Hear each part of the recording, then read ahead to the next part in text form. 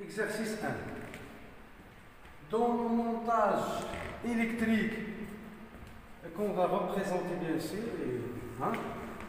lorsqu'on ferme l'interrupteur, la lampe L1 ne s'allume pas. Pour chercher la panne, on branche les bornes A et B de la lampe témoin entre les différents points du cercle. Lorsqu'on ferme l'interrupteur, bien sûr, la lampe L1 ne s'allume pas. On va utiliser, bien sûr, une lampe témoin qu'on appelle L2, branchée de fils, borne A et B. Voilà. Les résultats sont notés, bien sûr, dans ce tableau. Les points de connexion. Lorsqu'on connecte les deux bornes A et B au point 1 et 2, alors la lampe témoin qui est L2 ne s'allume pas. Voilà.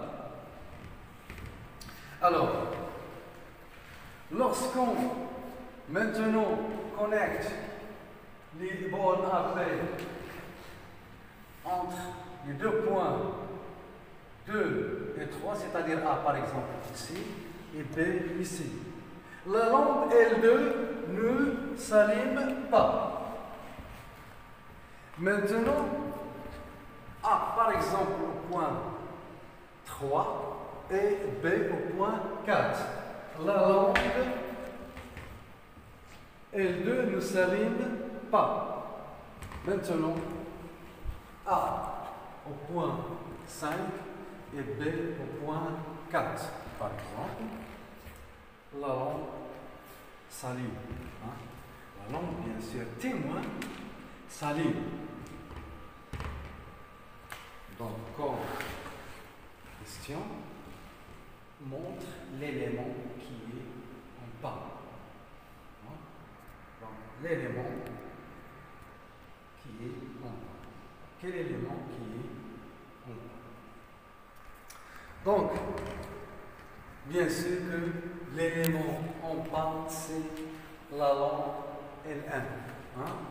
Donc, l'élément qui est en bas, c'est la lampe L1.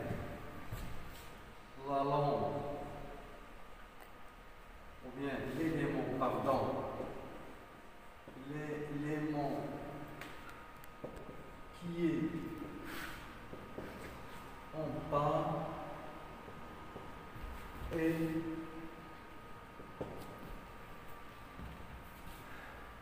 c'est bien sûr la lampe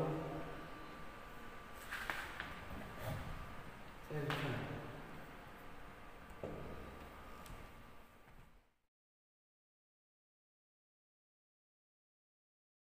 Maintenant, on passe à l'exercice 2. Alors, pour chaque ligne des tableaux,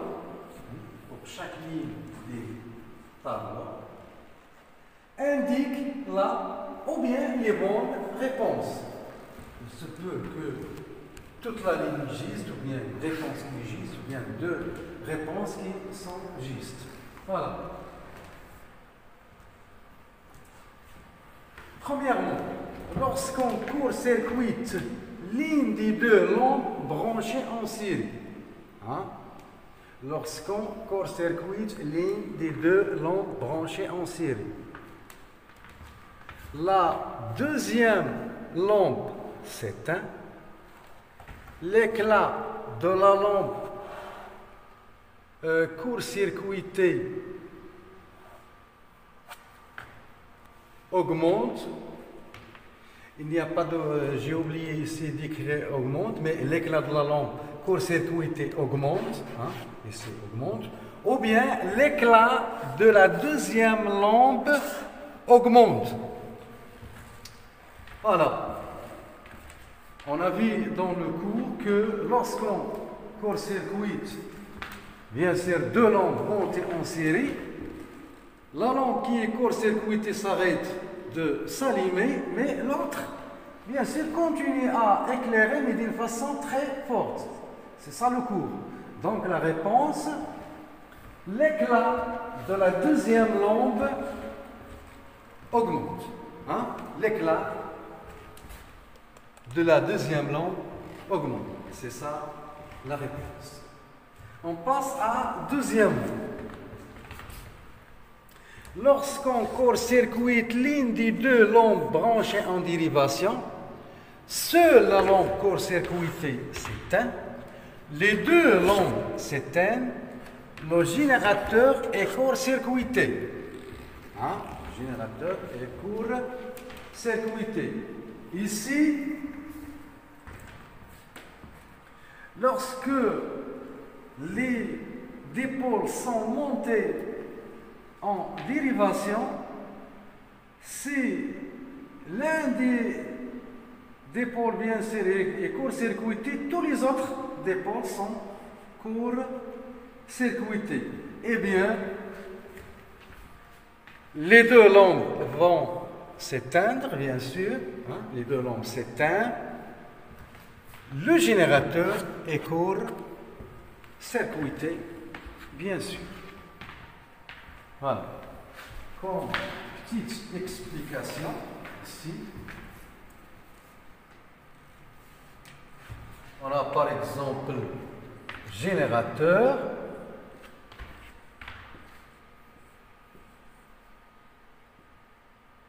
lampe L1,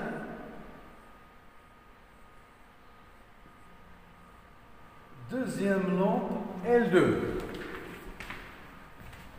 Par exemple, c'est en court-circuit cette lampe.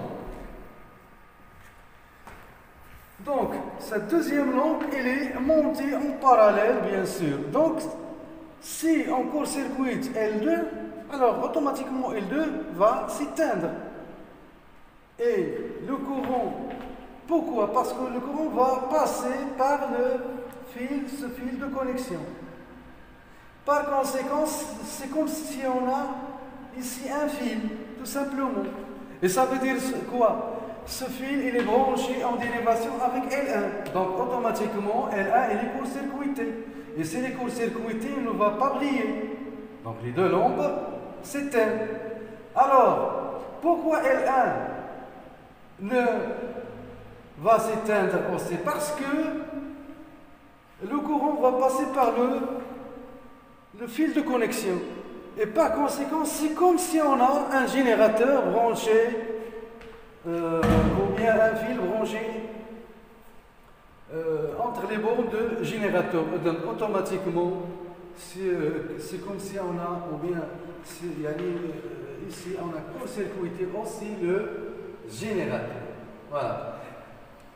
En ce qui concerne la réponse, pour notre réponse, donc les deux lampes vont s'éteindre, hein, les deux lampes s'éteignent, et le générateur, bien sûr, il est court-circuité.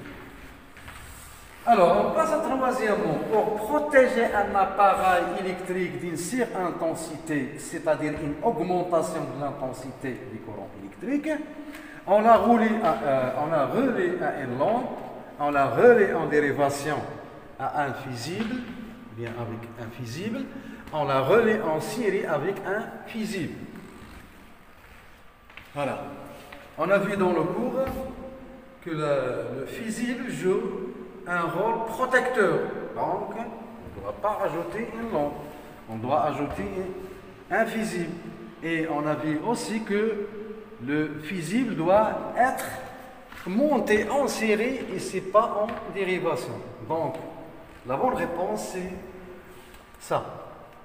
Pour protéger un appareil électrique d'une surintensité des courants électriques, on la relie en série avec un fusible. Voilà. Maintenant, pour la quatrième question. Comme vous voyez, on a un générateur, deux lampes L1 et L2 branchées en parallèle. Il y a un fil de connexion, bien sûr, branché entre le bord de L2. la lampe L2 continue à briller, l'éclat de la lampe L1 augmente, le générateur peut se détériorer. Donc, quelle est la bonne ou bien les bonnes réponses? Alors, puisque L2 il est court-circuité, alors L2 va s'éteindre. Et on avait dit que dans un montage en dérivation, si on court-circuite un des pôles, les autres vont être court-circuités. C'est-à-dire, ici, c'est comme si, ou bien ici, on n'a pas tout simplement court-circuité L2, mais aussi L1 et le générateur. Voilà. Ça veut dire que L1 et L2 ne vont pas briller. Donc la lampe L2 continue à briller, ça c'est faux. L'éclat de la lampe L1 augmente, ça c'est faux parce que les deux lampes vont s'éteindre.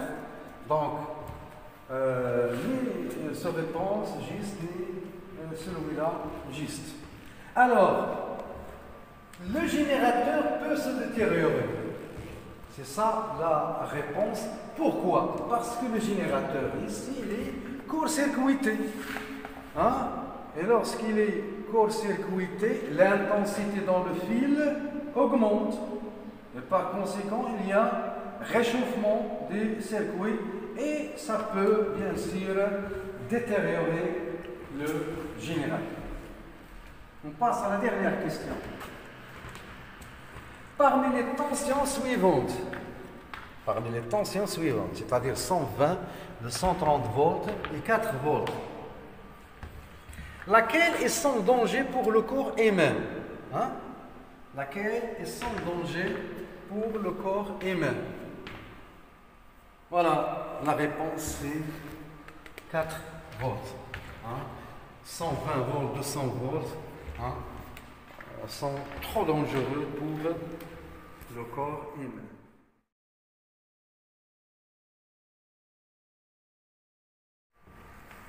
Effet d'un court-circuit. On considère le circuit électrique schématisé ci-dessous. Alors, on a un générateur, lampe L1, lampe L2, lampe L3, les bords A, B, C, D. Alors, les lampes sont montées en série. Voilà, on se concentre bien sûr sur le schéma. Premièrement, comment sont branchées les lampes dans le cercle? Comment sont branchées les lampes dans le cercle? Comme vous voyez, les lampes L1, L2, L3 sont branchées en série. Hein? Ils sont branchés en série. Maintenant, on passe à deuxièmement. On court-circuite la lampe L2. Hein? On court-circuite la lampe L2 en branchant entre ces bornes un peu de connexion.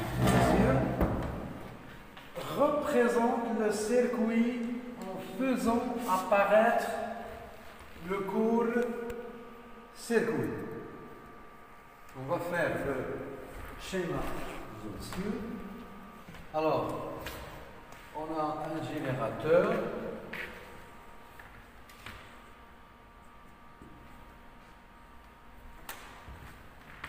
Et bien sûr, 3 lampes.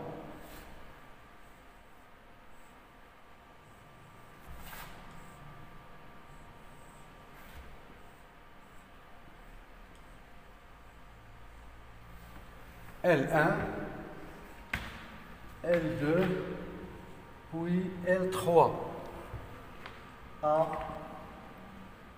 B, C, puis D.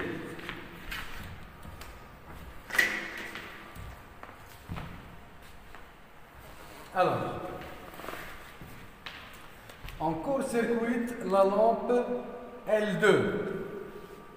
A représente le circuit en faisant apparaître le court-circuit. Donc, on court-circuite L2, c'est-à-dire on met entre les bornes de la lampe L2 un fil de connexion. Fil de connexion. Voilà, c'est un fil de connexion.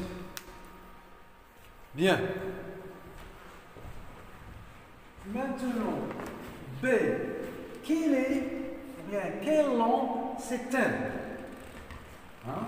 Quelle lampe s'éteint? Voilà. Donc, lorsqu'on court-circuite L2, hein, comme vous voyez ici, donc le courant va circuler dans la lampe L1, puis le fil de connexion, puis la lampe L3, et bien sûr, il passe comme ça. Alors, il ne passe pas, comme vous voyez, par L2, parce que L2 est court-circuité. Donc, automatiquement, la lampe L2 ne va pas briller. Par contre, L1 et L2 vont continuer à briller. Voilà. La question c'était quelle lampe s'éteint? Donc, la lampe L2 s'éteint. Voilà. Troisièmement, on enlève le fil précédent et on relie les points A et D. On relie les points A et D à l'aide d'un fil de connexion. Quelle lampe reste allumée?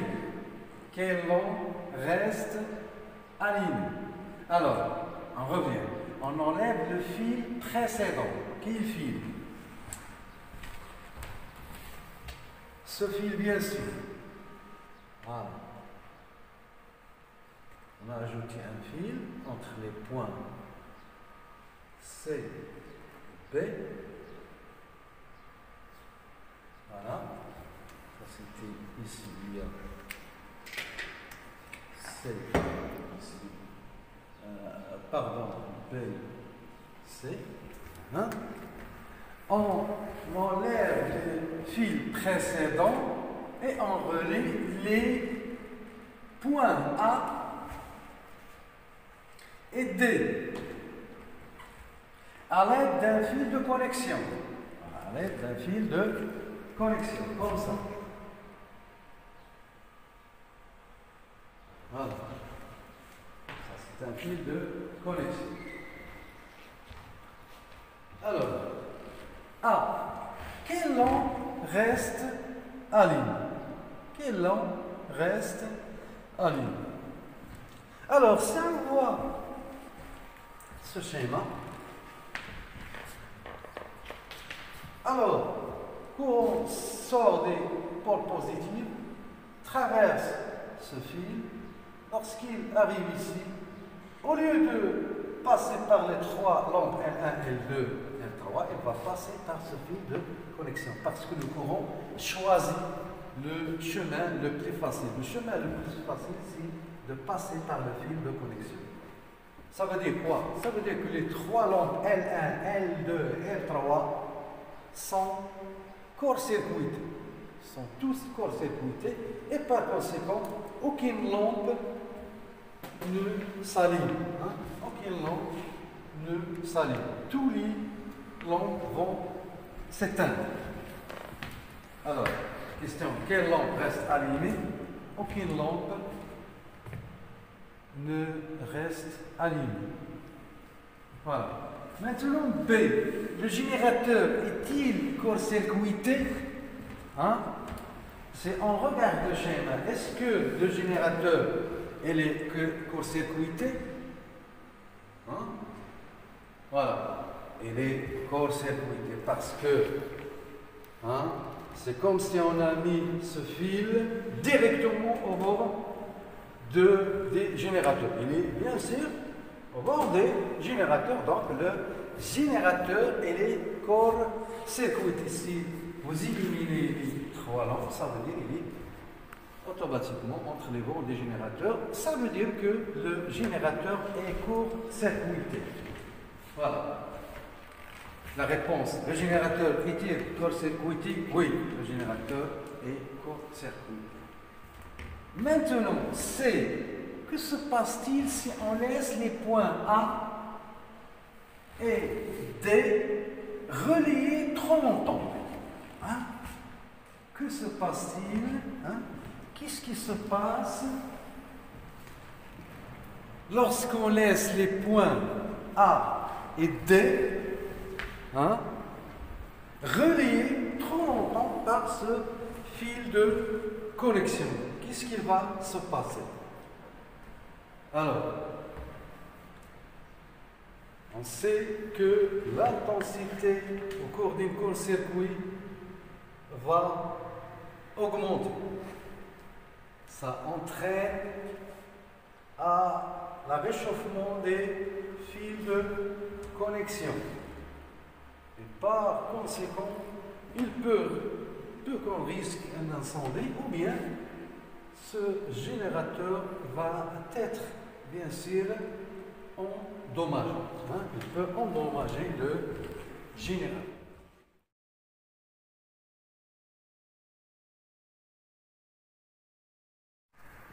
Voilà. Réfléchir au rôle d'un fusible. Dans le circuit suivant, quel fusible fond ou bien fonde, hein, si on réalise un court-circuit entre, premièrement, B et C. Hein, B et C. Et deuxièmement, D et E. D et E. Voilà. Alors, dans le circuit suivant, quel fusible, hein, fonde? Bien sûr, une fusion. Si on réalise un court-circuit entre, premièrement, B et C. On a bien sûr trois fusibles. Fusible 1, fusible 2, fusible 3. Le montage complet est constitué par un générateur, vous voyez. L'onde L1 et L2 montées en dérivation.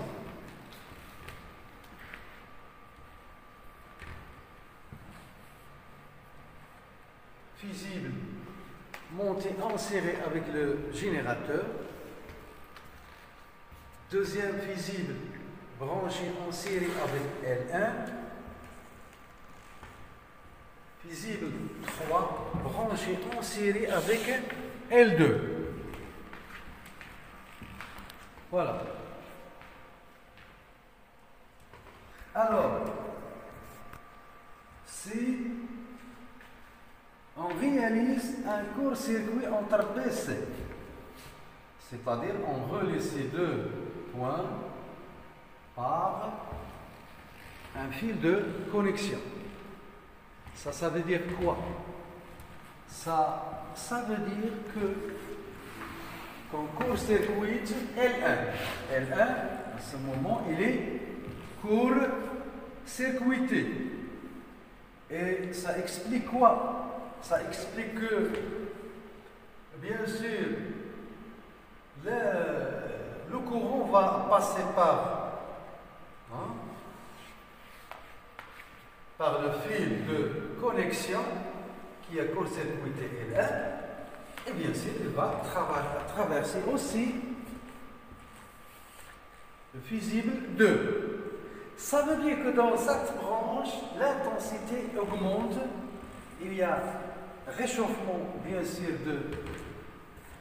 de cette branche et par conséquent, le fusible 2 va fondre. Hein? Va fondre à cause de l'élévation de la température qui est causée par le court-circuit de L. Ça, premièrement. Maintenant, deuxièmement, si encore Ou bien si on réalise un court-circuit entre D et E, c'est-à-dire qu'on relie cette branche avec un fil de connexion de de D jusqu'à E. Ça veut dire quoi? Ça veut dire quoi? Ça veut dire, c'est comme si ce fil il est aussi branché en A et B. C'est-à-dire qu'on a court-circuité en même temps L2 avec le fusible 3 et aussi la lampe L1 avec le fusible 2. Donc, cet ensemble va être court-circuité. Lorsqu'on branche ou bien lorsqu'on met en court-circuit, on réalise un court-circuit entre D et E, donc cet ensemble d'éléments va être court-circuité. Ou bien, au lieu que le courant va passer chaque fois par une de ces branches, il va passer tout simplement par le fil comme, bien sûr, on le branche entre D et E. Ça veut dire quoi?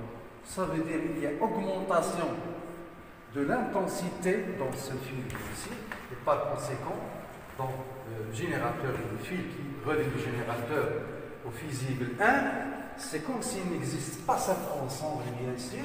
Tout simplement, le fil attaché directement au fusible 1 est attaché au négatif des générateurs. Donc, élévation de l'intensité, par conséquent, élévation de la température et, bien sûr, fusion des fusibles 1. Donc, si on réalise un court-circuit entre D et E, seul le fusible A va subir une fusion.